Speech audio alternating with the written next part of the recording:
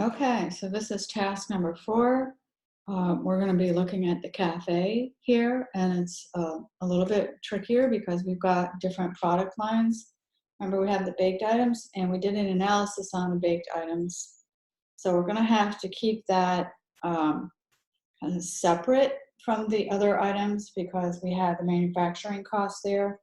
So it's got to be done a little bit different than the way in which we did the roasting, where we used the weighted average volumes, because in that case, for the roasting, when we computed the average cost of $9.41, we were basing it on average units.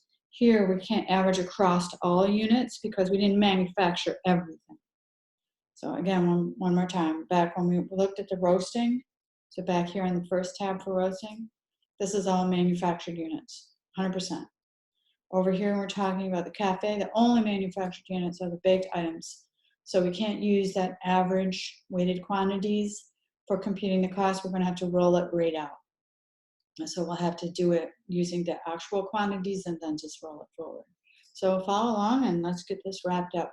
So here's the average daily sales up here for baked items, coffee, cups of coffee, and other stuff. Remember, they sell beer, wine, farm eggs, and milk, and other items in the cafe. And then same thing here, number of days that they're open, and multiply that for each baked item to get the grand total extended sales and quantities. This was the price we were charging, an average price for a baked item. This was the cost we determined. Remember, we were losing money on the bakery. This is the price for a cup of coffee.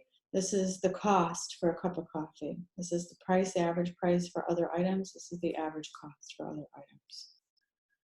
Okay, so looking at the baked items, let's start here with sales. We want quantity for baked times price for baked.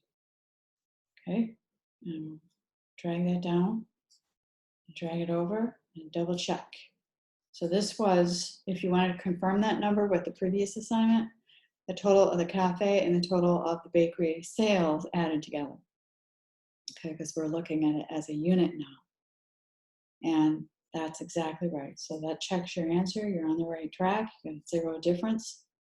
Okay, up here I did compute a weighted average price based on these percentage of sales volume, just so we would have that, because we're going to need that when we roll forward to the next tab, just like you did when you did roasting. You need the average price so that you can then get your quantities to run.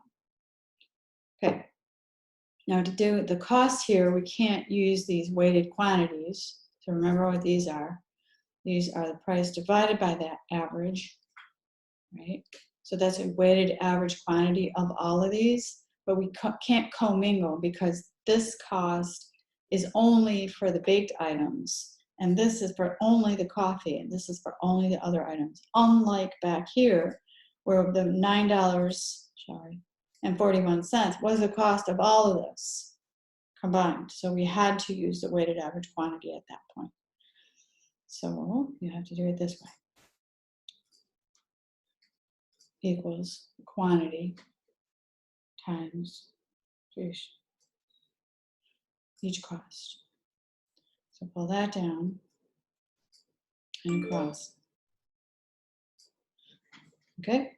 And again, you can't do a combination with the weighted average based on one cost, because these costs are standalone costs. They're not combined like we worked with previously. I know that's a little confusing. Anyways, check this out. It works perfectly, right? Because it's based on actuals. We don't have rounding issues. We had rounding issues with the roasting because we were dealing with weighted average quantities, which are different than actual. So we had a little bit of a rounding issue. Here we don't have any rounding issue. So that's nice. And you notice that down here, when we go to do some of the percentages for gross profit, that should ring a bell. That is exactly what you had in the previous assignment for the bakery, right? So that was the bakery. And then this is our margin on a cup of coffee. So we do pretty well there. And this is our margin on the other stuff that we sell. And this is the grand total weighted average margin of all the product lines that we sell. All right, so that's the end of task 4. I'll stop the video. So if you want to regroup or finish that up, you can easily do that. and I'll finish up with task 5 and 6.